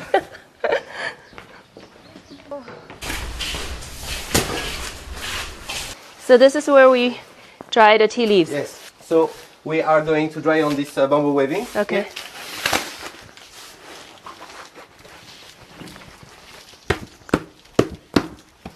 So right now, you take it, and we need to spread it at the maximum. So how long do we need to leave it here? But it depends on the sunlight, but usually in one day. After that, it is done in a way where the tea is dry. But after that, some leaves are not perfect. You have some dust. Manually so one pick by it, one, pick it. need to be cleaned Pick it out. You know, like So now I understand. what is funny is because drink tea as a meditation, beverage. But actually, the process of making tea is also a very long meditative process. And you can see the tea go through all the elements, from earth, from fire, from all the elements we have here. And later in water, of course, when you put in your teacup. Now after working for so long, can we now drink tea? I think it's a good time to drink tea. Okay, let's go make some tea. Let's go. Watch out. So as we are taking a rest here, JC's going to show me a very special kind of tea. Caterpillar poo tea. Caterpillar poo tea. So the caterpillar poo tea is basically the dropping of a caterpillar. Basically, they collect the caterpillar from the tea leaf at the right season and put them in the box. And every day they will use fresh leaf to feed the caterpillar with the best leaf. So this is their pee. And they're going to collect after that the dropping, dry it, and this becomes a tea. So it's a very powerful tea, and the taste is between the black tea and the fermented pour tea. So the mix is very interesting, and you can brew this at least 15 times. But do you at least process it after you collect it? No, nothing. Basically, what you do is like you put the boiling water, and the first brew you're going to take it away, and you will start to drink it from the second brew. Drink it up. Sorry. Full of love, right? Like JC said. Full of poo and full of love. Allez, like c'est boulang, new play. New play? What does that mean? Santé, cheers. Santé, cheers, new play? New play.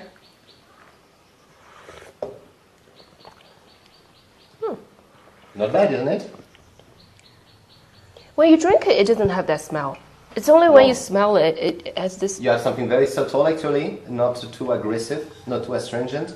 It's quite very interesting too. It's very woody. It is woody, yeah. It doesn't smell or taste like poo. That I know. But yeah. Tell you it's a taste of love. Yeah, maybe. 谢谢叔叔. So we're leaving tomorrow, so we need to get back to the lodge and start packing. JC, I'll see you. Yeah? Wait, before you left, Yeah. a small ticket gift from the family. Oh. We welcome you today. For hard work in the morning. For your hard working in the morning. Thank you. Take care of it. Yes. Good tea, need preservation as good wine. Find a good spot for it. Okay, I'll try to find a place to preserve it. Yeah, I'll see you tonight. Bye. Bye. JC has prepared this big feast for us today, and we've got some friends here. And so, what have you prepared for us? Well, tonight it will be like a very friendly, like a revisited Lao hot pot. So I call it a Bulong hot pot. Okay. And this will be our... I think it's been very interesting what we did these couple of days, but I still wanted to know like why you decided to stay here in this village. I mean, it's very different, at least from where I come from. It's definitely very different from where you come from. You know, as a culinary explorer, you will want to seek for the unknown.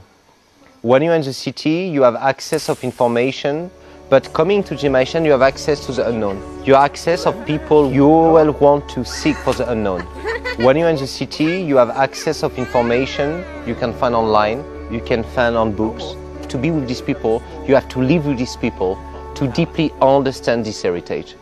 And I think this was a trigger of not only my passion, but creativity to develop something unique and respect for this land and the people who live within. Do you think you can very well understand that and you feel very much connected to this culture? I think, you know, all humanity comes from a background of authenticity. I think coming to Jimaishan like give you the opportunity to disconnect with your phone, your email, through nature, through these people to reconnect to yourself. Jimaishan is the opportunity to have this reconnection and to rediscover yourself. If you give your chance to yourself to do that, you will think Jimaishan is a savior to your own experience.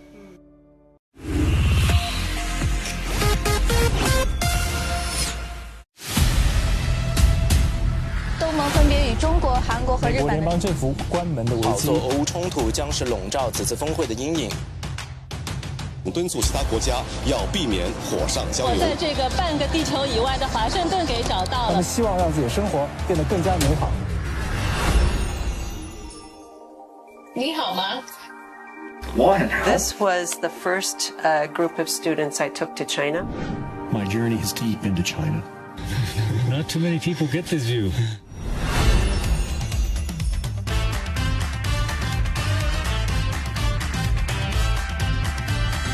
Very inspiring to look at.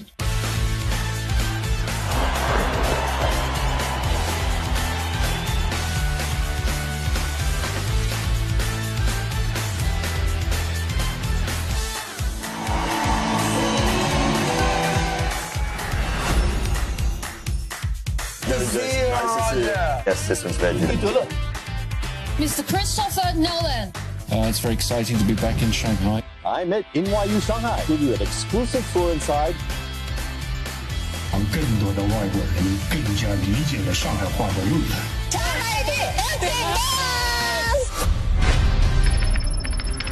对接“一带一路”倡议。大家可以看一下，我们这儿有2个小脚架，中国制造。搭载着天河和金仓的长征5号 B 遥2运载火箭从这里点火起航。First villages in the city to be renovated as got to be 的语言告诉。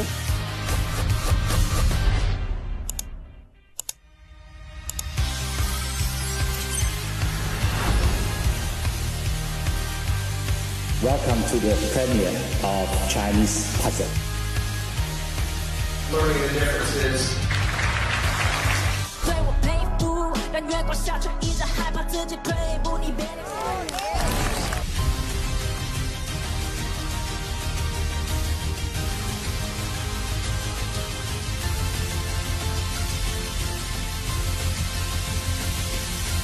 SMG International.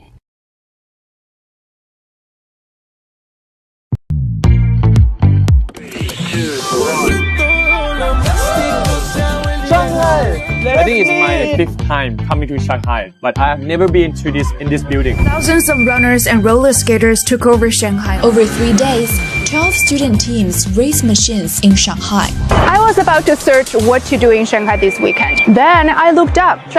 everyone's already here. This is the world's largest Molly exhibition. Cast and crew for Reborn, Revenge of a Cleaning Lady. This is a TCM themed fair in a Shanghai shopping mall. You know, the machines are getting serious attention. It's hot. This year's Spring Festival Gala has once again put China's humanoid robots in the spotlight.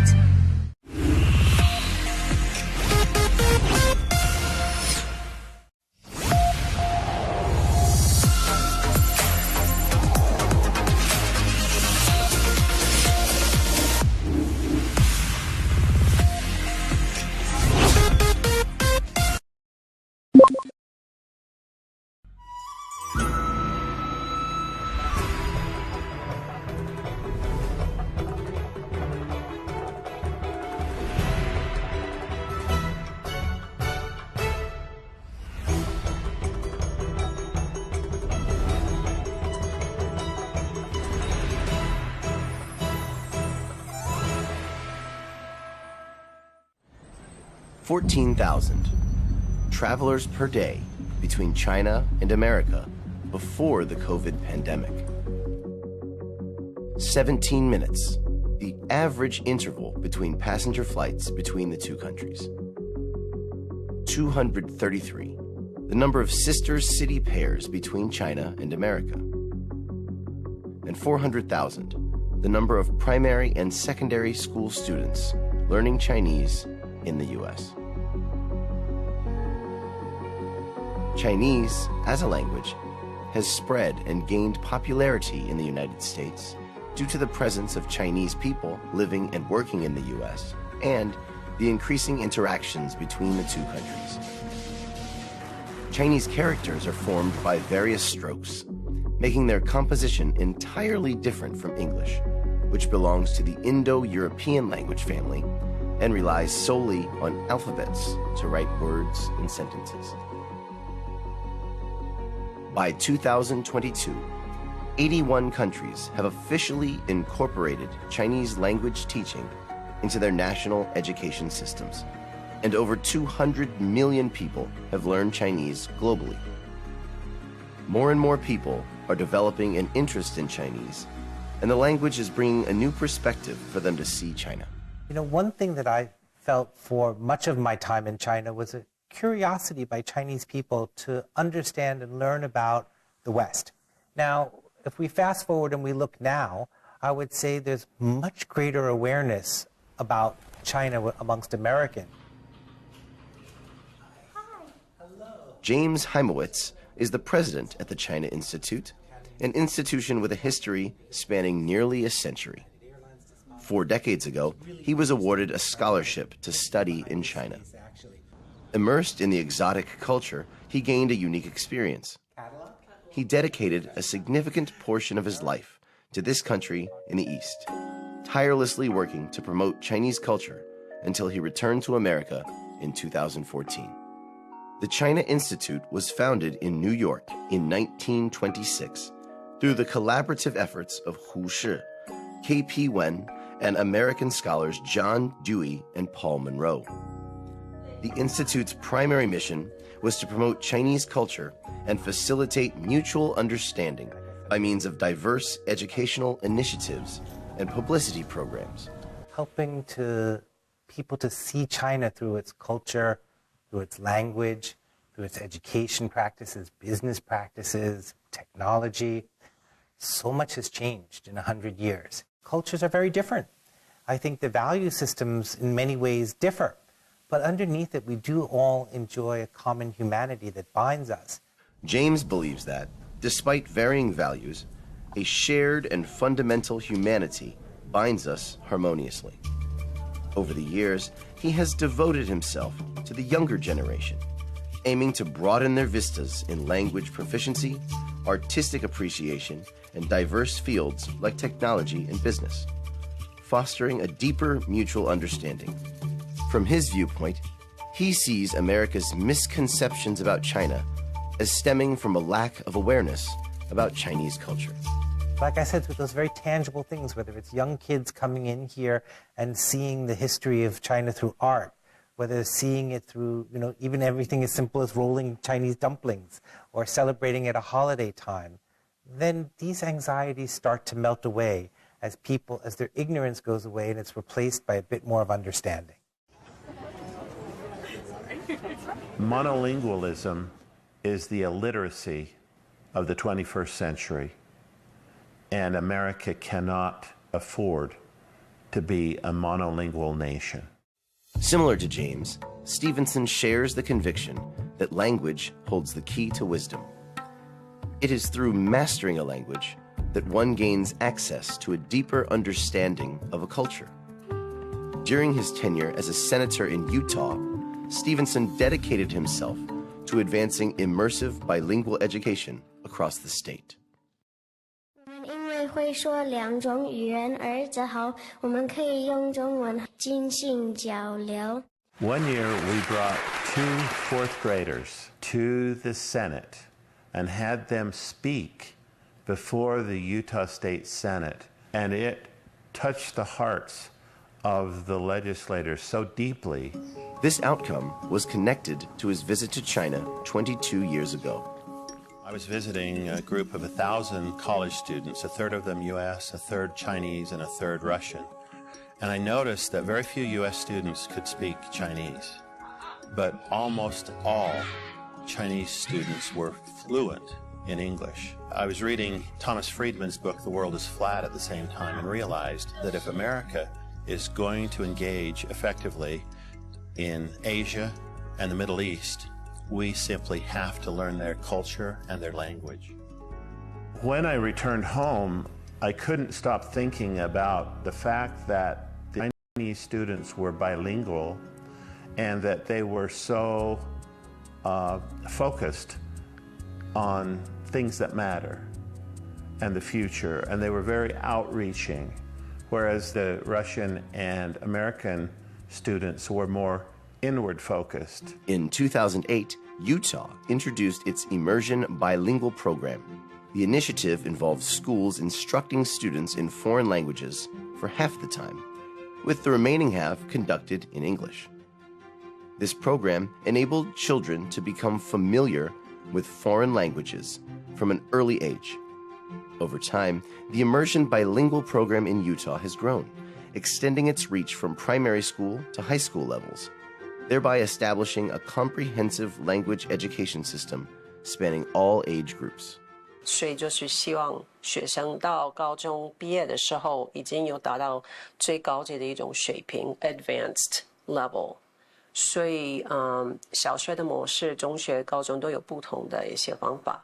The program encompassing second languages includes Chinese, French, German, Spanish, and Portuguese. At present, over 160 schools actively participate in this initiative.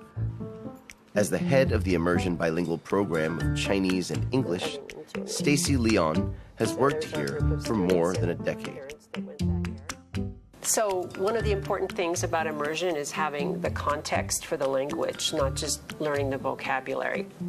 So these are pictures where the teacher has created a context for the words that they're using and when they would use them in what situations and in a sentence.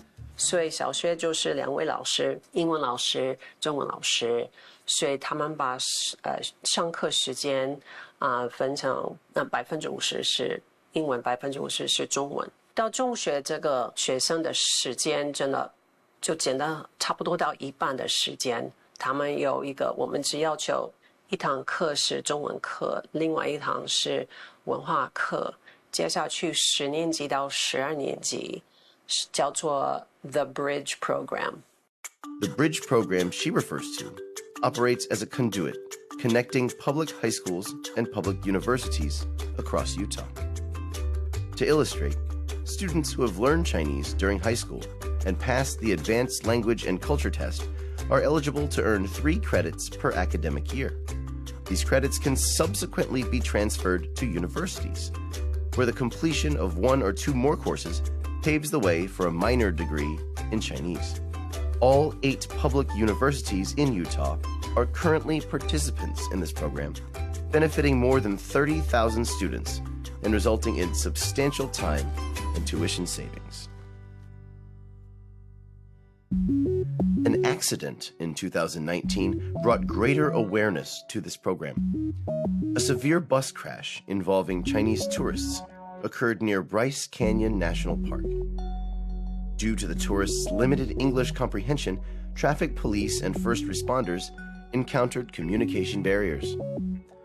Upon learning of the news, numerous students from the Chinese Immersion Bilingual Program proactively stepped forward as translators.